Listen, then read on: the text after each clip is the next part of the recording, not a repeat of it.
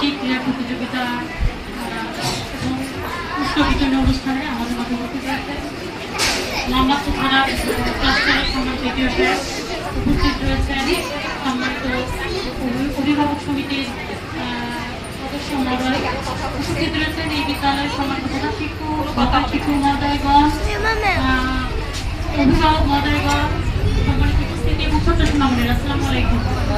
অনেক গরম, তাছাড়াও অনেক গরম, তারপর তোমরা এই অনুষ্ঠানে এসেছো, অংশগ্রহণ করেছো এবং সুন্দর একটি অনুষ্ঠান আয়োজন করেছে তোমাদের টিচাররা, এবং টিচাররা সুন্দর করে ড্রেস করে এসেছেন একই রকম, সব মিলিয়ে খুবই সুন্দর। যদিও অনেক গরম এবং তোমরা ভালো আছো, তুমি ম্যাডামকে তোমরা বলেছো ভালো থাকতে হবে, তাই না? কিছু মনে রাখতে হবে, পড়ালেখা ভালোভাবে করতে হলে যে বিভিন্ন অ্যাক্টিভিটিস তো শুনলেই হবে না, ঠিক মতো বিদ্যালয়ে আসতে হবে, ঠিক মতো খেতে হবে, বিদ্যালয় থেকে আবার যেতে হবে, বাবা মার কথা শুনতে হবে, পড়ালেখা করতে হবে, কথা বলা যাবে না, কথা বলা যাবে না, সময় মতো ঘুমাতে যেতে হবে, তারপর ঠিক মতো খাওয়া দাওয়া করতে হবে, পুষ্টিকর খাবার খেতে হবে, তারপর কি বার্গার পিৎজা এগুলো খাওয়া যাবে না, তাই না? জি জি, খাওয়া যাবে না। আয়োজন মানে যারা করেছে বৃন্দদের আমি অভিনন্দন জানাচ্ছি এবং সালাম জানাচ্ছি। আসসালামু আলাইকুম।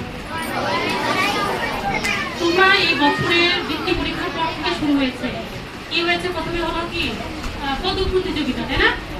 খেলাধুলা ছিল, তারপর কি ছিল সাংস্কৃতিক অনুষ্ঠান ছিল, তারপর কি হলো ফুটবল টুর্নামেন্ট, বালিকা দল, তারপর কি ঢাকার স্টুডেন্ট হিসেবে তোমরা অত্যন্ত সৌভাগ্যবান, তোমরা বিদ্যালয় পর্যায়ে খেলো, তারপর থানা পর্যায়ে খেলো, জেলা পর্যায়ে খেলো, বিভাগীয় পর্যায়ে খেলো, আবার জাতীয় স্টেডিয়ামে খেলো। গত 20 তারিখ, তাই না? 20 তারিখে তোমাদের স্কুলে কিন্তু তোমরা অংশগ্রহণ করেছিল। অনেকে কারাগারি ছাত্র দেখি কষ্ট, আনন্দের মাঝেও কষ্ট, তাই না? কষ্ট লেগেছে না ভালো লেগেছিল? ভালো লেগেছে, খুব গরম ছিল ওই দিন, তাই না? তোমরা তোমাদের স্যার ম্যাডামরা অনেক স্মার্ট, এই স্কুলের টিচাররা কিন্তু অনেক স্মার্ট, অনেক আন্তরিক এবং খুবই ভালো।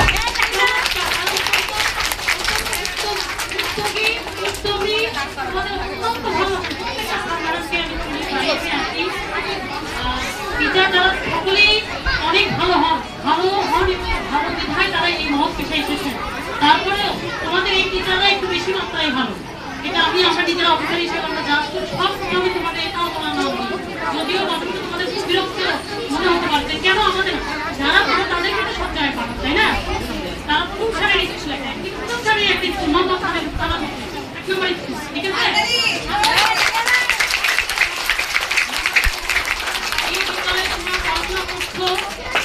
বিভিন্ন ধরনের সুবিধা তোমরা পাও, বই পাও, অনেক কিছুই পাও। তারপরে এখানে যে তোমাদের বিল্ডিং হবে, একশো বিল্ডিং হবে, আমরা এই স্কুলে আরো দুটো স্কুল চলে, সব মিলিয়ে তোমরা অনেক স্যাক্রিফাইস করো, তোমাদের সময়টা অনেক কম থাকে, যে দীর্ঘ সময় থাকার কথা সেটা হয় না। যাই হোক, এটা একটা বিষয়গুলো তোমরা বুঝবে না, তোমরা নিয়মিত বিদ্যালয়ে আসবে এবং তোমাদের স্যার ম্যাডামরা তোমাদের পড়ালেখার পাশাপাশি এই যে বাংলা রিডিং পড়া, ইংরেজি রিডিং পড়া, পারা, এইটা পড়ানোর পাশাপাশি তোমাদের বিভিন্ন ধরনের বই আছে না, গল্পের বই আছে না, সাপ্লিমেন্ট, দু একটা গল্পের নাম বলতে পারবা? বলো তো না, বইগুলো নাম বলো, জোরে বলো, এখন না কে বলতে পারবে গল্পের নাম?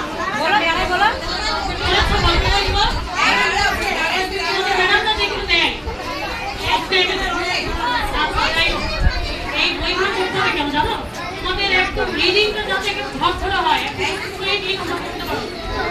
বাংলা বই পড়ার পাশাপাশি ওই বইগুলো করো, তাহলে তোমাদের মনে বিকাশ ঘটবে। কিভাবে? শুধু বই টেক্সট বই, এটার পাশাপাশি একটু করো, কিছুটা কথা, কিছুটা আনন্দদায়ক, কিছুটা রসায়ন, তাই না? অথবা যেহেতু এটা বাংলা বই দেওয়া হয়, এগুলি করো।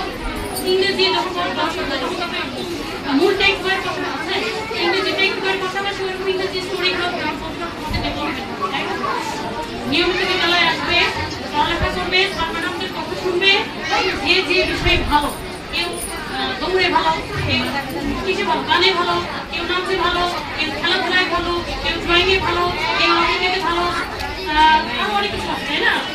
ডিবেট করানো হয় কিনা জানি না, ডিবেট আছে, সায়েন্স ফেয়ার আছে, আইসিটি ক্লাব আছে, বিভিন্ন ধরনের। তোমরা আমি মানে বা স্কুলের স্যার বা ম্যাডাম তারা আসলে পড়ালেখার পাশাপাশি যদি একটু পড়ায় তাহলে ওই বাচ্চায় যে বাচ্চারা কি দেখবে না, মোবাইল দেখবে না, মোবাইল আসক্তি হবে।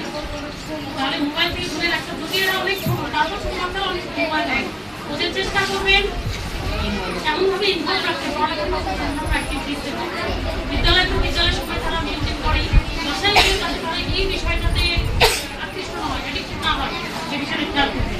তাহলে আপনার বাচ্চাদের কি হবে পড়ালেখার পাশাপাশি শারীরিক, মানসিক, আধ্যাত্মিক সকল কিছু মিলিয়ে একটি মানবিক মানুষ হিসেবে সুন্দর সমাজ বাংলাদেশের ভবিষ্যৎ নাগরিক তৈরি হবে এখন থেকে।